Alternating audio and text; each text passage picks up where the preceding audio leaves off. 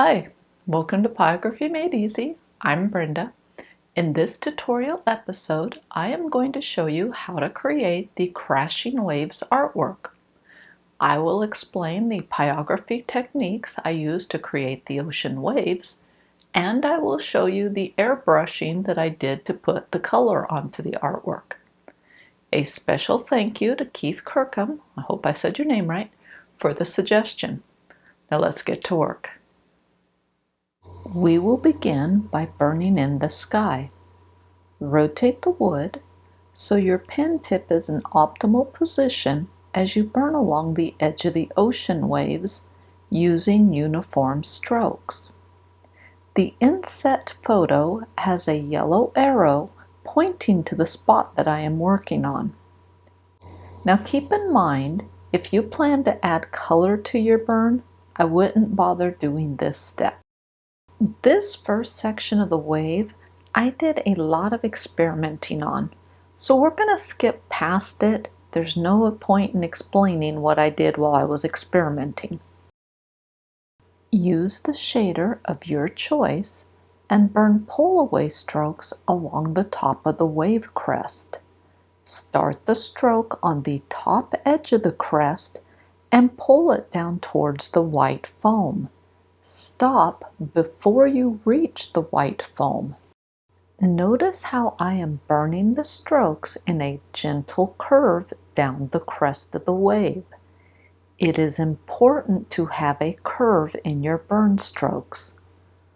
Also, vary the color or darkness level of the burn strokes. The combination of curving lines and color variation is what creates the illusion of movement in the water. It is going to take burning a number of pull-away strokes to build up the color and movement of the wave. As you watch this video, you'll see that I frequently reburn over areas. The important thing is to burn all of the strokes in the same general curving direction, and to vary the color of your strokes. Now burn pull-away strokes along the bottom edge of the wave crest. Start the stroke on the upper edge of the white foam and pull it upwards towards the top of the crest. Burn the stroke so it has the same curve direction as the rest of the wave crest. Don't burn the strokes as dark as the ones that are along the top of the crest. Now burn darkly just under the bottom edge of the foam. The foam will remain mostly unburned, so the contrast of burned wood next to the pale unburned wood is what makes the foam look so white on the inset photo in the upper left corner. Resume burning pull-away strokes along the upper edge of the wave crest. Start the stroke on the upper edge and pull it in a gentle curve downward towards the white foam. Stop the stroke before reaching the white foam. Make sure to vary the color or darkness level of the burn strokes. Also burn pull-away strokes along the bottom edge of the wave crest. It might be easier to rotate the board so you can pull the strokes towards you instead of pushing them away from you. When you burn under the foam, don't burn it as a solid, continuous straight line. Break up the line and burn little indentations here and there to help create froth and spray in the foam. Now burn pull-away strokes on the wave under the foam. Start the stroke just under the lower edge of the foam and pull it downward in a gentle curve. Stop the stroke before you reach the next wave. Make sure to burn the strokes so that they all have the same general curve direction. Also vary the color or darkness level of the burn strokes. Rotate the board so your pen tip is in optimal position and burn along the upper edge of the next wave. Also burn some pull-away strokes that start on the edge of the next wave and pull them downward in a gentle curve. The curve should match the strokes you've already burned on this wave.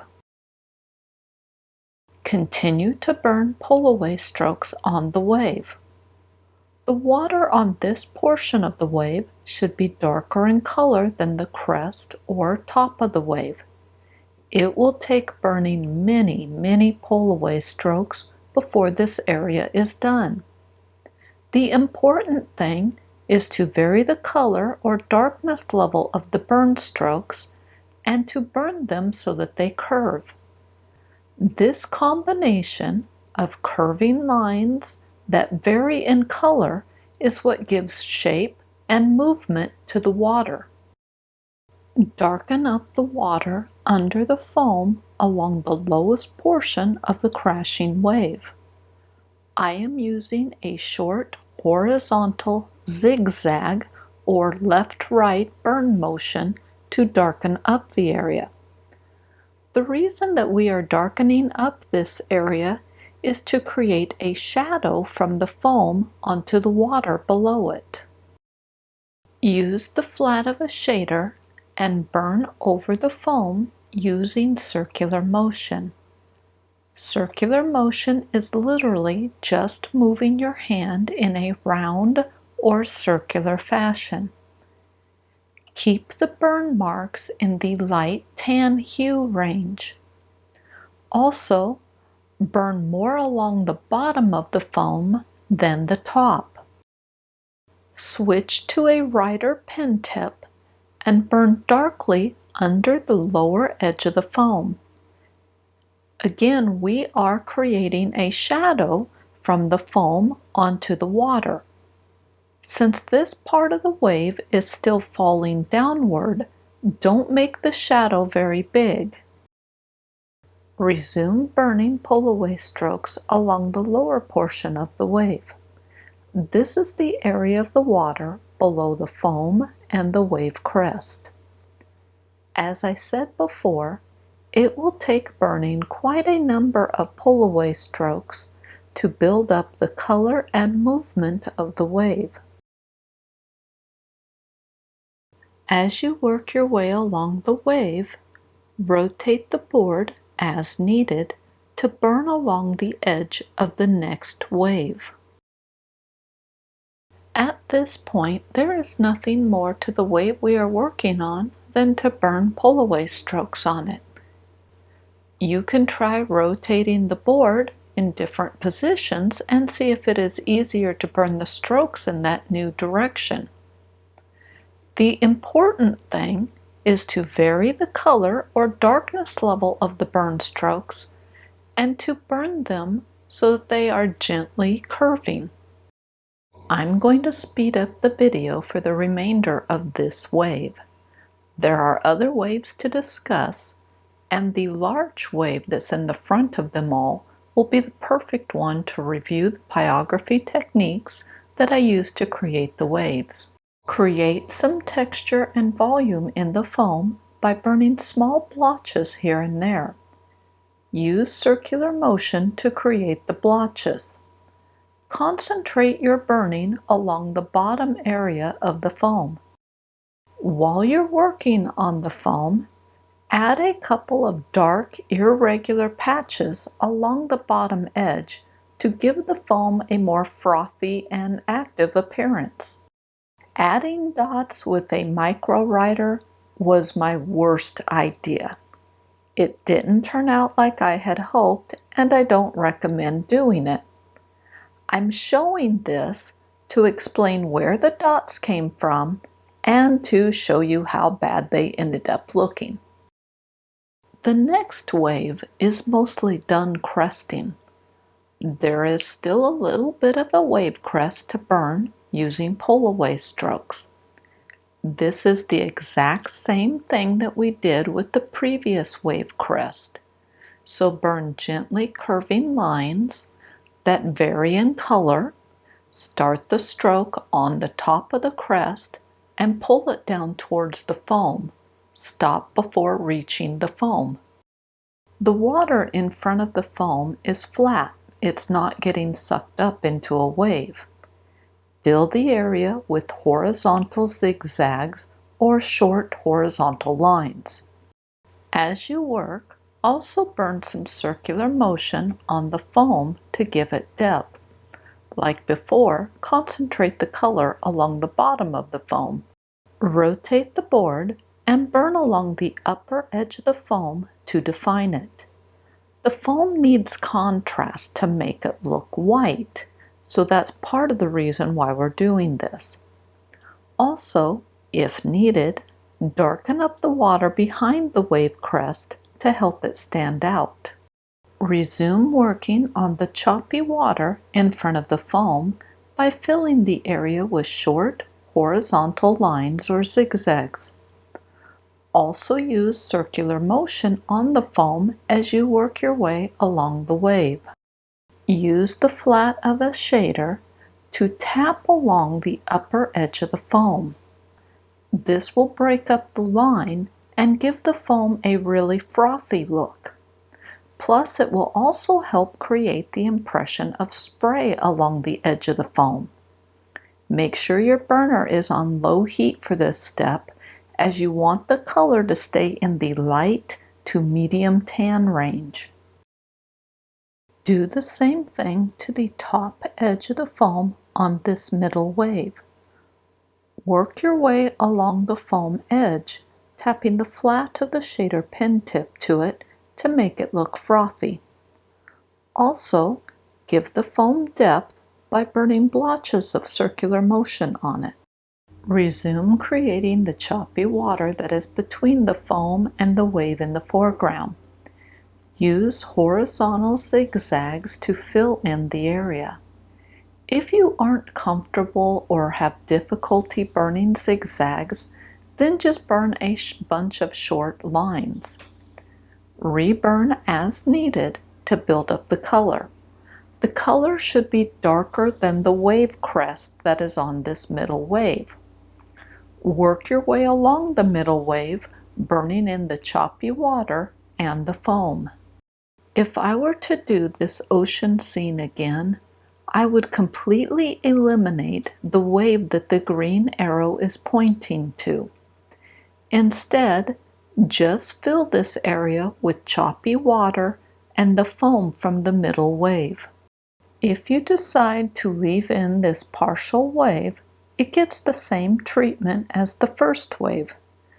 Burn pull-away strokes on the water to give it color and movement. Make sure to burn the strokes in a gentle curved direction. Vary the color or darkness level of the burn strokes. Also, burn darkly just under the lower edge of the foam to create a shadow. Burn small, light, tan blotches on the foam to give it depth. Use circular motion to burn the blotches. When working on the choppy water, use a horizontal zigzag stroke and reburn as needed to build up the color and movement of the wave. With the last wave, begin by burning long, gently curving lines that are along the direction of the water movement. These lines are the foundation for the shape of the wave. Start the burn stroke at the edge of the foam and pull it downward along the direction you want your water to look like it is moving. Also, burn a little darker just under the foam to begin creating the shadow. I mentioned this before, but it's worth repeating. Try rotating the board and burning the strokes in a different direction. Some directions are easier to burn in than others. As you work, evaluate the contrast between the waves. It should be easy to tell them apart. I decided that the choppy water behind this last wave needed to be darker, so I'm reburning over it using horizontal zigzag strokes to darken it up. Burn over the foam using circular motion to give it depth. Keep the burn tones in the light tan range. Then tap the flat of the shader pen tip along the bottom edge of the foam to make it look frothy. The upper center part of this wave that has a green arrow pointing to it, I am purposely keeping pale in color. I want it to look like thin water that the sunlight is striking and coming through a little bit. Notice how my burn strokes are becoming almost horizontal at the bottom of the wave. This is the transition zone, where the wave ends and the choppy waters begin. A lot of the work on the wave is nothing more than repeatedly burning pull-away strokes in an area to build up the color and movement of the water. Burn gently curving pull-away strokes along the upper edge of the wave crest. Periodically, check your contrast levels between the waves, and if needed, make adjustments. I need to darken up the choppy water behind this wave. Resume burning pull-away strokes on the wave crest. The crest should be darker than the foam. To help you determine how dark the crest should be, burn over the foam using circular motion. Once I started burning in the foam, I began losing the contrast with the crest. This means it's getting tough to see where the foam actually starts. To fix this, rotate the board and burn pull-away strokes along the edge of the foam. Start the stroke on the upper edge of the foam and pull it downward in a gentle curve along the crest of the wave. Make sure to vary the color or darkness level of the burn strokes. Next, use the flat of the shader to tap along the upper edge of the foam to make it appear frothy. This will also help with the contrast levels between the foam and the wave crest. Burn over the foam using circular motion to give it depth, and burn darkly under the foam to create a shadow. Now it is a matter of building up the color and movement of the water on this portion of the wave. So continue to reburn pull-away strokes along the area. Don't worry about the choppy water in the foreground, as we'll take care of that later. Move to the opposite side of the wave and burn long lines to form the direction of the water movement. Notice how I changed the direction of the water movement. On this side, I have angled it to the left so that it is heading towards the foam. After burning in the direction lines, then start burning lots and lots of pull-away strokes to give the area color. This side of the wave has a thin water spot similar to the left side. The green arrow is pointing to the spot I'm referring to. As you work on this side of the wave, make sure to leave this area much lighter than the rest of the wave on this side. Under the right side of the foam is where I transition the direction of the water, changing the angle from left to right. I switched to my largest shader pen tip to see how it would do with the choppy waters in the foreground. I ended up really liking the texture it created. Plus, its larger size reduced the time it took to burn in the water. I highly recommend you try out different pen tips to see if one works better than another for you. Regardless of the shader pen tip that you're using, The choppy water is created by burning horizontal zigzags. The zigzags are really nothing more than lines that are burned in a back and forth or left-right direction. Work your way across the board, burning in the choppy water on the foreground. Use the flat of the shader as you burn horizontal zigzag strokes. I do recommend trying out different size shaders to see which one you like the best. I want to emphasize that any shader will work for this step. The only difference you might notice is that the burn strokes may be different in size. The Colwood E Spade shader I am currently using produces much larger or longer burn strokes than the previous shader I was using. Again, any shader will work for this step. Now it's time to fine-tune your ocean scene. Look at your artwork and ask yourself questions like, is it easy to tell the waves apart? Is the choppy water darker than the wave? Is the wave crest lighter in color than the water on the rest of the wave? Lastly, is the foam the lightest spot on the waves? If the answer is yes to all of these questions, then it sounds like you are done. If not, then reburn to fix problem areas. Cover the board in frisket film and cut along the edge of the upper wave. Then remove the frisket film from the sky, but don't toss out that piece, keep it.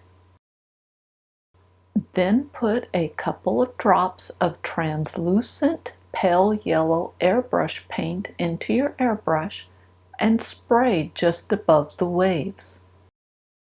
Dump any extra paint into the garbage and then add a few drops of translucent ochre to your airbrush.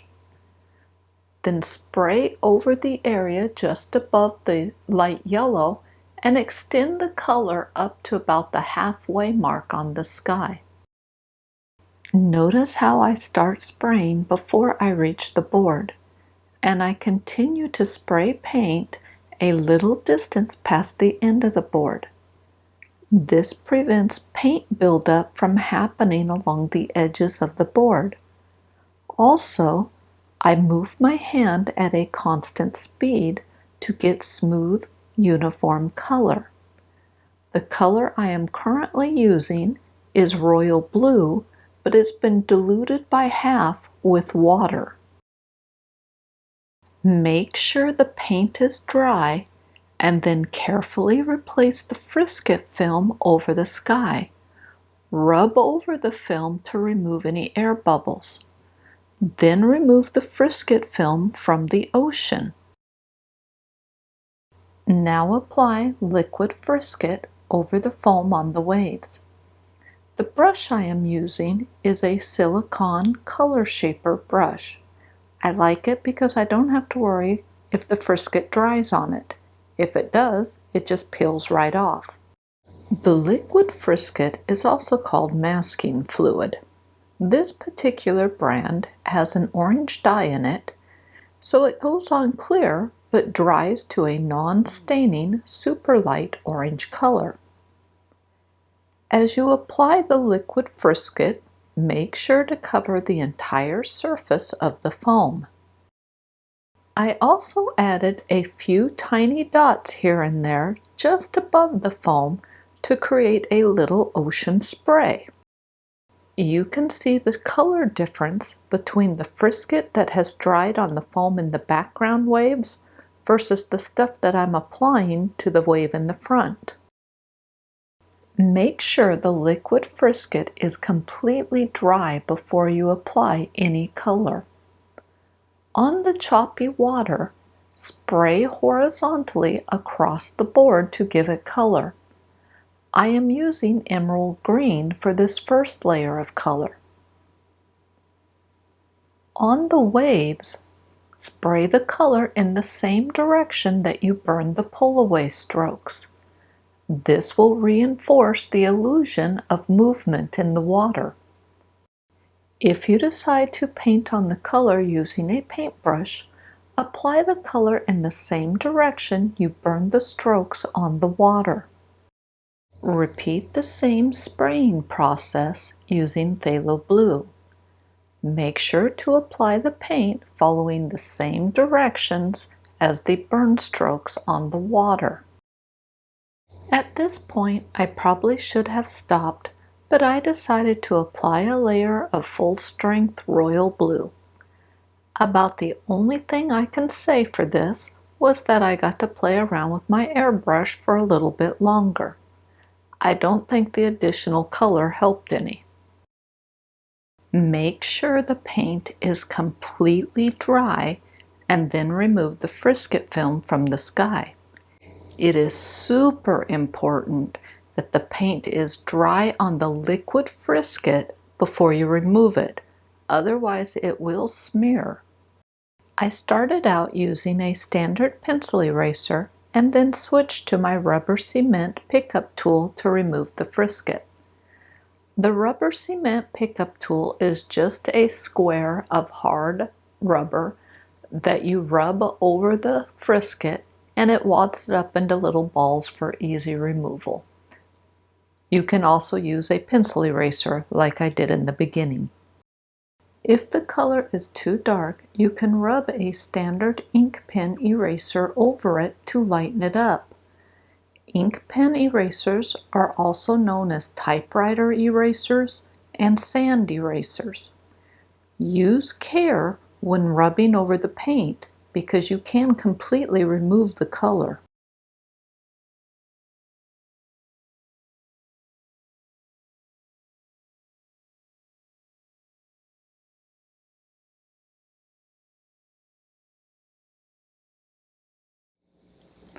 Well, I hope you enjoyed the video.